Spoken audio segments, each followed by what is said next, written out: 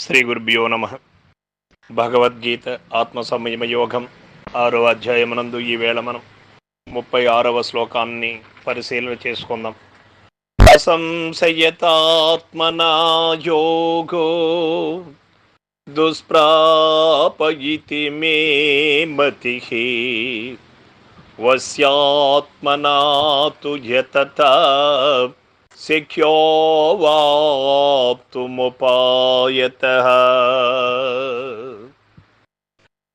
భగవానుడు చెబుతూ ఉన్నాడు, మనస్సును నిగ్రహింప కష్టమైనటువంటి పని. మనసును నిగ్రహింపని వానికి ఆత్మ సాక్షాత్కారము ఎన్నడూ లభించదు. కాబట్టి ధ్యానయోగమందు నిలుకడ సంభవింపదు ఎవరికి కూడా.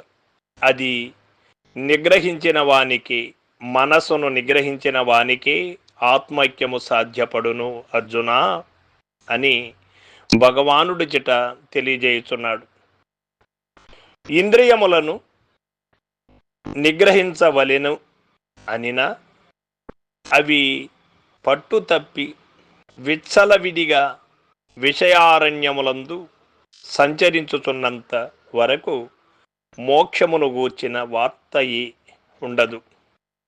యాలయనగా మనస్సు ఆశాపాశములచే కట్టబడి బహిర్ముఖముగా ప్రవర్తించునప్పుడు ఆత్మయందు అనగా దైవమందు ప్రీతి లేక అంతర్ముఖత్వము చెందక యుండుట చేత అత్తరి ఆత్మస్వరూపమును తెలియజాలక ఉండును. అయితే అట్టి మనస్సంయమము ఎట్లు లభించును? దీనికి భగవానుడే క్రిందటి శ్లోకముల సమాధానమొసంగి ఉండిది.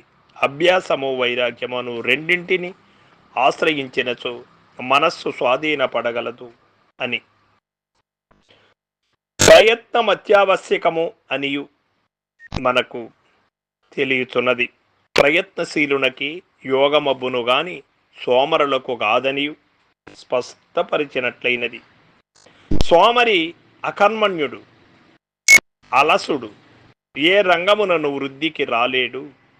పరమార్థ రంగమున ప్రబలమగు పురుష ప్రయత్నం అవసరం మరియు ఉపాయత అని చెప్పినందువలన మాయను జయించుటకు, పరమాత్మను యోగి సిద్ధిని పొందుటకు యుక్తియు అత్యావశ్యకమని తేలుచున్నది. కొన్ని చోట్ల శక్తియు, కొన్ని చోట్ల యుక్తియు శత్రు జయమున పనికి వచ్చును కదా. ఎంతటి గొప్ప కార్యమైనను కొన్ని సందర్భములలో యుక్తిచే అతి శీఘ్రముగా నెరవేరగలదు కదా.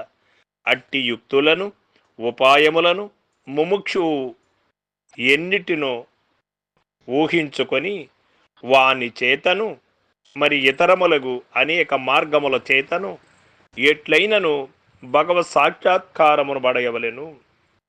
మే మతి, నా యొక్క నిశ్చయము అని భగవానుడి చెట తెలిపినందువలన మనోనిగ్రహము లేని వానికి దైవ సాక్షాత్కారము లభింపదనియు, అది కలవానికే ఉపాయములచే అది సాధ్యపడగలదనియు సాక్షాత్తు భగవంతుని యొక్క నిక్షతాభిప్రాయమై ఉండుటచే ముముక్షువులకి వాక్యములను ఎంతటి విశ్వాసము కలిగి ఉండవలెనో, ఎంతటి గొప్ప ప్రమాణముగా వీనిని స్వీకరించవలసి ఉండునో ఊహించుకొనవచ్చును. కావున ఇక మా మనస్సు జయింపబడునో లేదో, మోక్షము సిద్ధించునో లేదో అను సంశయముల నెవరును పెట్టుకొనక భగవద్వాక్యములపై పరమ విశ్వాసము కలిగి అభ్యాస వైరాగ్యాది ఉపాయములను ఆశ్రయించి యత్నించుచు మనస్సును స్వాధీనపరుచుకొని ఆత్మ సాక్షాత్కార రూప యోగమును ఈ జన్మయందే సాధించవలెనని భగవానుడు చెబుతూ ఉన్నాడు. యోగ సిద్ధిని, ఆత్మ సాక్షాత్కారమును ఎవడు పొందగలడు, ఎవడు పొందలేడు అనే ప్రశ్నకి మనోనిగ్రహము కలిగి ఉపాయములచే యత్నించువాడు పొందగలడు, అది లేనివాడు పొందలేడు అని భగవానుడు చెబుతున్నాడు. ఇక మోక్షం ఎట్టివానికి లభ్యమగును అన్నప్పుడు ప్రయత్నశీలుడగు వానికి లభ్యమగును, కానీ యత్నరహితుడగు సోమరికి కాదు అని మనకు చేట తెల్లువైనది. మోక్షము అనగా భ్రాంతిరాహిత్యమే మోక్షం, బంధరాహిత్యమే మోక్షము. ఏ బంధములకు వశము కానిటువంటి వాడే మోక్షార్హుడు. మోక్షమనగా ఈ శరీరము వదిలిన తర్వాత వచ్చేటువంటిది కాదు. మోక్షమనగా అది ఒక మోక్షధామ ప్రదేశము కాదు. మోక్షమనగా మనసును నానావిధ భ్రాంతులకు వశము కానీయక మనసు నిశ్చలమై అచల స్థితిలో ఉన్నటువంటి వాడు మోక్షము పొందినటువంటి వాడే జీవన్ముక్తుడు. అటువంటి వాడే భ్రాంతిరహితుడు. మనసే నానా భ్రాంతులకు కారణమై ఉన్నది. మనసే సంకల్ప వికల్పములకు కారణమై ఉన్నది. మనసే సుఖదుఖములకు కారణమై ఉన్నది. మనసే మాన అవమానములకు కారణమై ఉన్నది. ఇటువంటి మనసును అమనస్క స్థితికి వచ్చి సహజ అమనస్కుడై ఎవరు జీవిస్తూ ఉంటాడో అటువంటి వాడు జీవన్ముక్తుడే. వాడే మోక్షం. మోక్షమనగా ఏరే ప్రదేశములో లేదు. అటువంటి స్థితిని పొందినవాడు అదై ఉంటాడు. రెండవది లేదు, ఉన్నది పరిపూర్ణమే.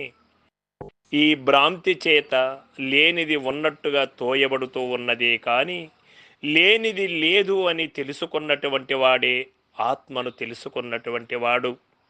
లేని దాన్ని ఉన్నట్టుగా భ్రాంతి చెందుతున్నటువంటి వాడే ఆత్మను తెలుసుకోవాలి అనే ప్రయత్నంలో ఉంటాడు.